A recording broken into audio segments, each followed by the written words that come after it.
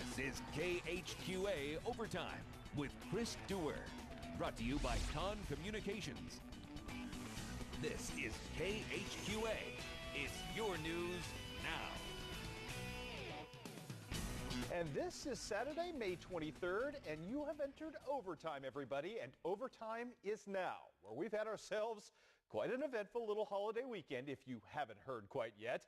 A pair of regional championships decided in walk-off fashion on the diamond, a handful of stunning baseball upsets, a slew of newly qualified state competitors on the track and on the tennis courts, and what just might be the best weekend ever of spring sports anyway for Illini West. And we'll start there tonight. And remember on Friday, the Chargers boys track and field squad won the Beardstown sectional crown. Today, their female counterparts were in Charleston with 9 competitors alive, trying to play the biggest trump card imaginable, a state title as a team. Their two best chances, 4x100 meter, 4x400 meter. You're looking at the 4x1 where Mariah Brody, currently in second place, trying to run that anchor leg and run down Kayla Armstrong of Luther North. She can't do it, but second place is good. Later in the day, though, Mariah running the anchor leg on the 4x4, and she helps her team win in a time of 3:59.92. Good for a team title by virtue of those 10 points in Illini West. The girls get it done today with 52 points, and it really was a combined team effort. Take a look at all of the different people that graced the podium today. Megan McElroy doing her thing in the disc today with a 4th place state finish. Carly Garnett with a 5th place state finish in the 2 mile and an 8th place finish in the mile. Michaela Gronwald, good day as well, helping to run that 4x100 meter, and also with an 8th place finish today in the individual 100 meter. Mariah Brody, you saw her in the 2 relay legs, also with a 3rd place individual finish today in the 800 meter. And I'd be remiss if I didn't mention Aubrey Carlisle as well, with a 5th place finish in the 300 meter hurdles. Our congratulations to the Illini West girls on the big showdown. The boys may do the darn same thing coming up this week.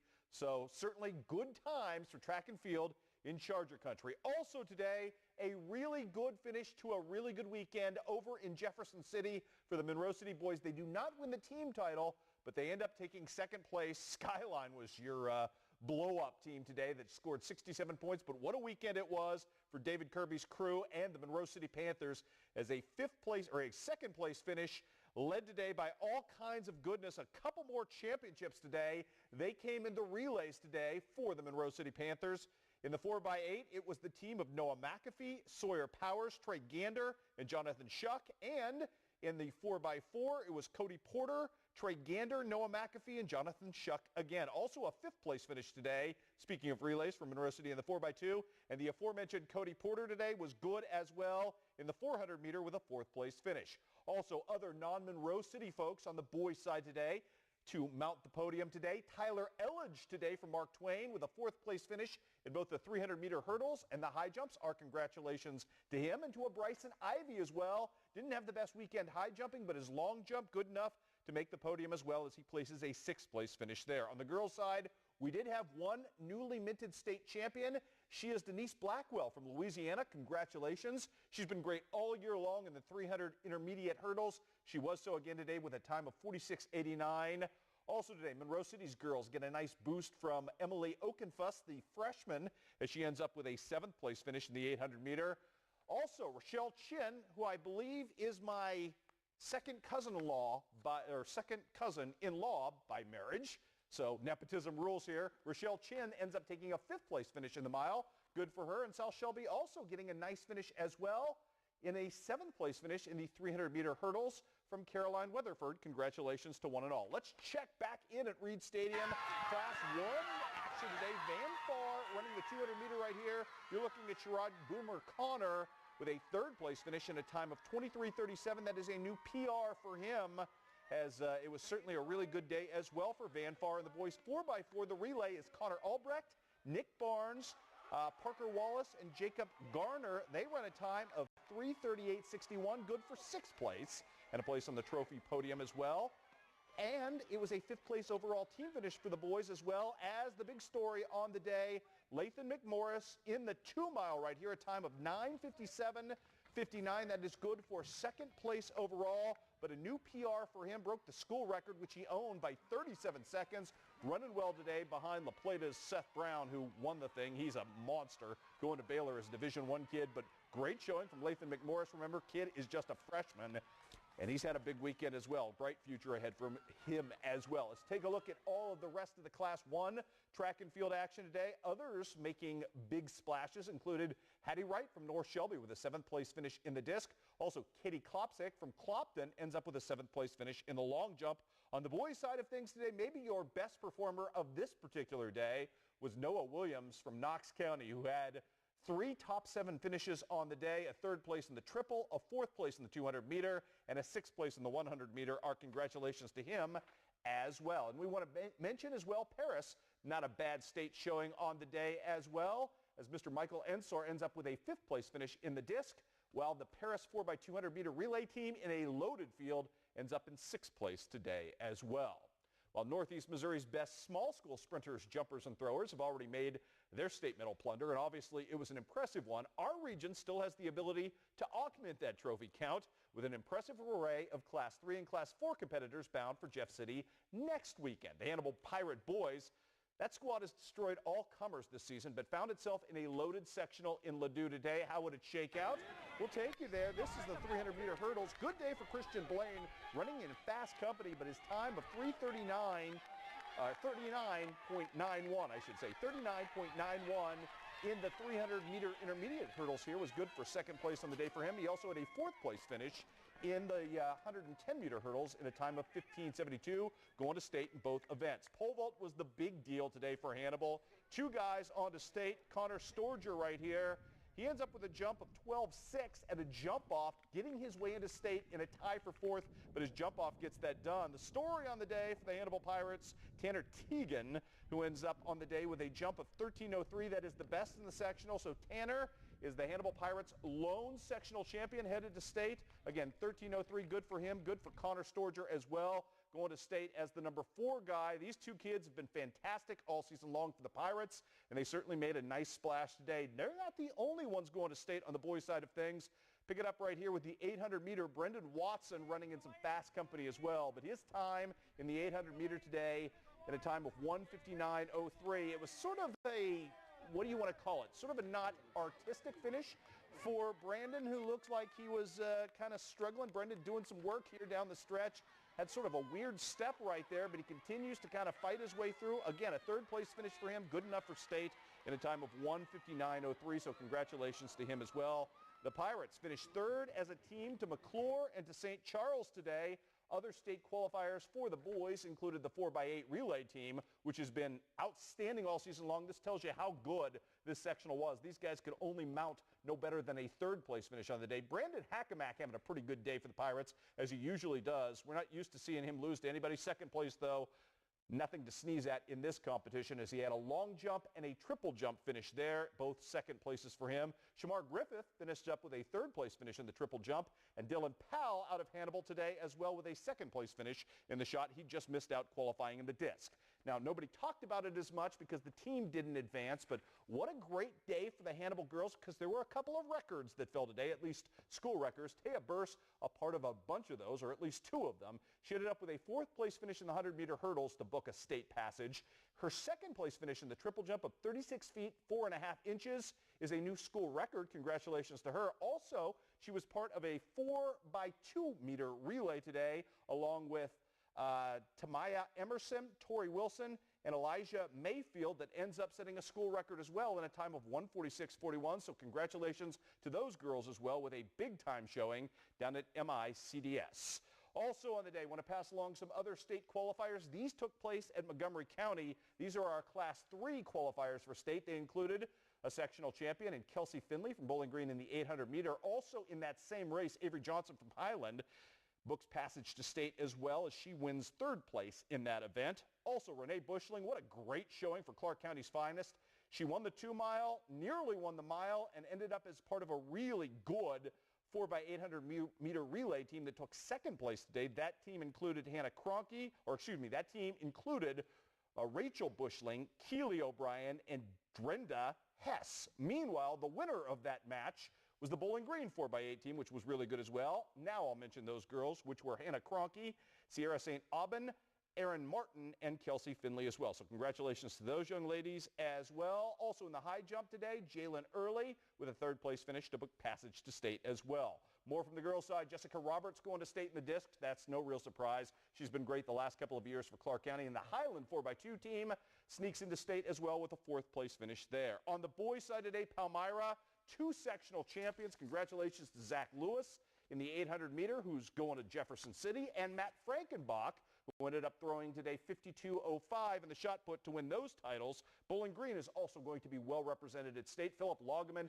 a big part of that, the distance king, doing his thing today in the 800 and the 1600-meter relay, or the 1600-meter run, and the 4x8 relay today as part of a team that included Dylan White, Justin LeBoeuf, and Logan Leffler. Also from Bowling Green, headed to state, Adam Holt in the triple jump, and Josh Early in the disc as well. So our congratulations all the way around. We had tennis today down in Springfield as well. Sectional semifinals between Andrew Fauble of Quincy High and Shaw Latif of Springfield. And quickly right here, it's Mr. Fauble breaking the serve of Latif. He wasted little time working his man across the court and jumped out to a quick 1-0 lead in set number 1. Then Andrew comes to the net, shows off his skills there as well. Not only the volley game, but forcing a mistake right here. And then service time. Right here, he puts Latif off kilter with his serve to go up 2-0 at that point. Service ace would help him build a 4-0 lead in the first set, as well as Fauble was pretty much showing off the range of his game in this one. And the punishment would continue quickly. Fauble right here, served a softball, and he's going to absolutely crush it to take a 5-0 lead. How about a wicked backhand just to close out these highlights? A backhanded compliment for that wonderful backhand as well. Made it 5-0. To break it down for you in these semifinals, Fauble beats Latif today 6-0, 6-0. That's the good news. The unfortunate news for Mr. Andrew Fauble is in the championship match against the same young man that denied him a sectional championship last year, Evan Trung of Springfield. Fauble falls in a match that lasted 2.5 hours, falling 6-2, 4-6, 6-2. But already the good news for Andrew was that he had booked his state passage yesterday. So congratulations to Quincy High School's finest. And we are just warming up. I talked about Illini West. Not all of the great things the Chargers did today were on the track or in the field. Some pretty interesting diamond highlights and a finish you don't want to miss today from Winchester in softball. That's coming up next as Overtime continues. You're watching KHQA Overtime with Chris Dewar. Brought to you by Con Communications.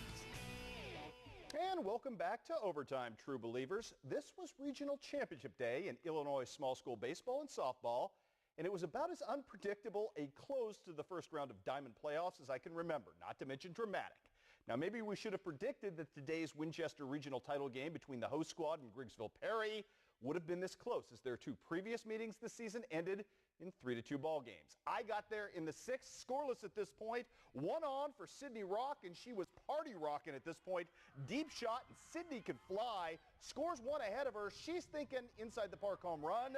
The Jedi mind trick apparently works in that manner, and all of a sudden, Winchester West Central had a 2-0 lead. Hannah DeWitt, though, gets out of any further jam in the 6th with a strikeout right there. Bottom of the 6th, the Tornadoes trying to answer. Peyton Bonds, long double right here, brings the go-ahead run to the plate. 2 runners in scoring position, and Hannah DeWitt was at the plate. So things look really good for Griggsville Perry with no outs at that point. But this was unfortunate. DeWitt's little number right there goes right to second, and it results in a throw out at the plate.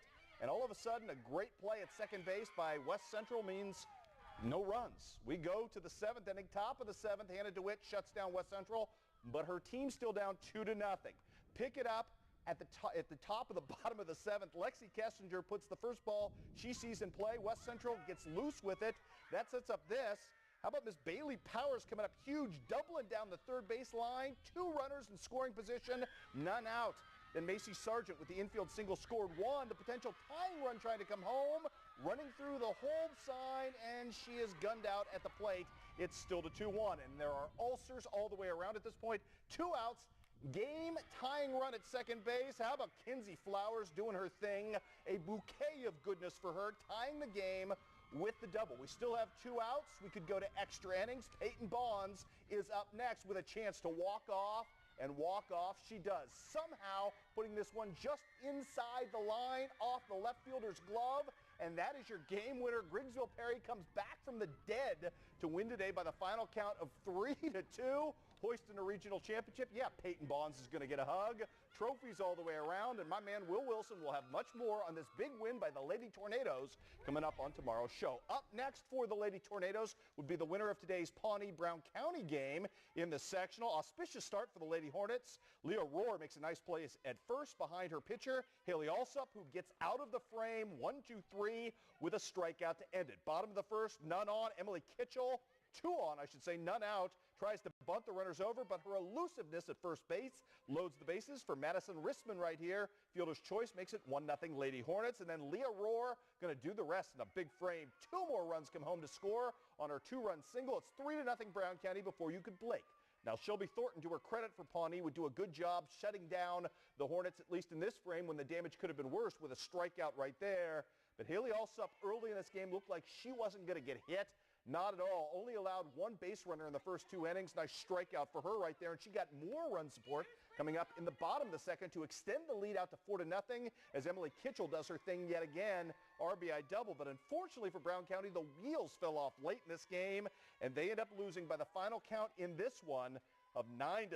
Heartbreaker for them. So Grigsville Perry will advance to Mount Sterling next week for the sectional and face off with Pawnee. That game slated for 4:30 coming up on Wednesday, but as Jeremy told you earlier, that game is largely weather permitting at this point, and at least early on, that does not look good. On the other side of the Grigsville Perry bracket, actually we need that other score if we could.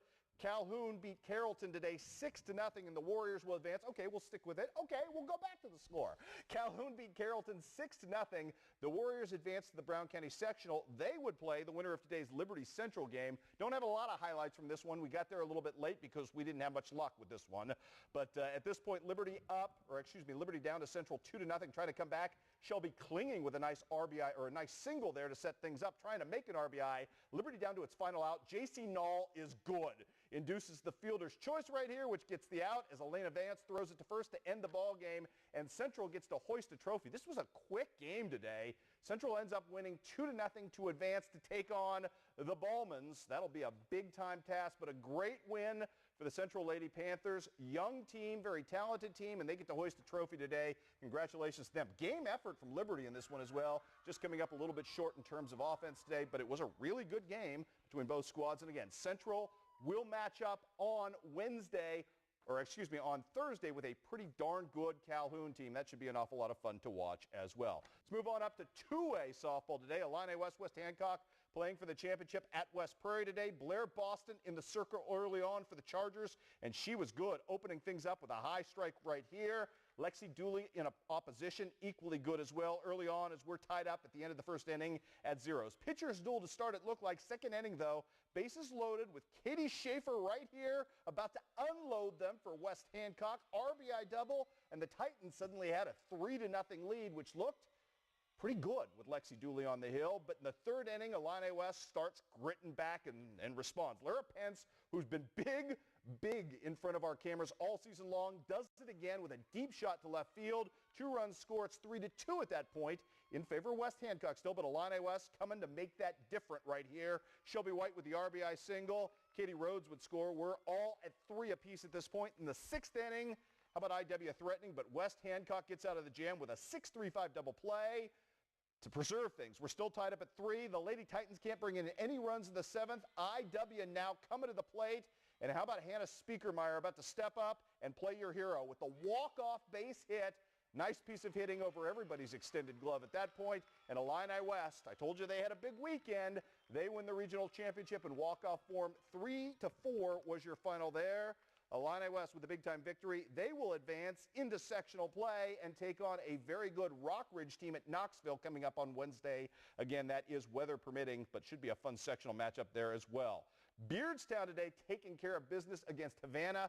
5-0. Samantha Blair with a big-time victory. So Beardstown books passage to play a really good Brimfield with maybe the best pitcher in the state coming up in the sectional. But remember, Beardstown also beat Brimfield 1-0 earlier this year, so maybe that's a harbinger of good things to come. Let's do some baseball today. Macomb Regional Championship Class 2A, Illini West and Macomb going at it. Fourth inning, IW up 2-0 at this point. Runner on second for future Quincy University Hawk Paul Briney, and Briney's going to bring him home. The RBI to bring home Grant Hannett. The Bombers have life, down 2-1 at this point, but the Chargers would not let them get in any closer in this one. Nolan Ard doing Nolan Ard type things. Stand-up double right here to set up Braden Bennett. And Braden Bennett, again, another Illini West player who's been big in front of the cameras this year, comes up with the decisive blow in this ball game. It is a two-run absolute bomb right here. The home run makes it 4-1 in favor of IW. Macomb coming up, trying to make anything, something happen on their home field to get back out of this thing and back into it. Colton Mellinger, though, wasn't having any of that. He's been really clutch on the hill this season. Melly with a great strikeout right here and then gets the ground out to end it as the Chargers pick up a regional trophy. I told you, huge day for IW today. Trophies all around in the last 24 hours. Both boys and girls track and field, softball, and now baseball. Big win for the Chargers. They get to advance on to the sectional by virtue of their win. They will show out with Brimfield, who was an 11-4 winner over United today. That game set for Monrose at 4:30. Also in Class 2A, different sectional feeder. Pittsfield and Beardstown going at it. Cody Allred sends one up in the middle right here, and the air would allow Corbin Personette to score, and Pittsfield had shaved the Beardstown lead at this point down to just 4-3. But in the bottom of the inning, Beardstown turns to their superstar, future All-Stater Rick Dorr, and he's going to absolutely lash one to deep right field. Three-run jack. Beardstown's never going to look back in this game, winning the regional title 7-3. Robin Lewis and company get it done, and they get a showdown with their arch nemesis, Pleasant Plains. Oh, always fun when Robin and Dave Greer trade head-to-head baseball knowledge. That should be interesting. Coming up at Beardstown on Wednesday at 4:30. Class 1A baseball today. We've got that for you. Brown County upset today. Or excuse me, Griggsville Perry upset today by Brown County.